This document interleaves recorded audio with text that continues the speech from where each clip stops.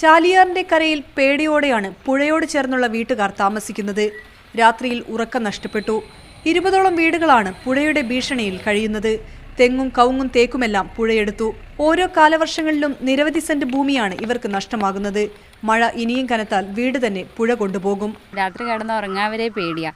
എന്താ സ്ഥിതി എന്നൊന്നും പറയാൻ പറ്റില്ല. എന്താ വരുന്നത് എന്നിട്ട് ഓരോ സമയത്ത് വന്ന് നോക്കുക. ഇനി എന്നാ വീട് ഒലിച്ചു പോകാന്ന് പറയാൻ പറ്റില്ല.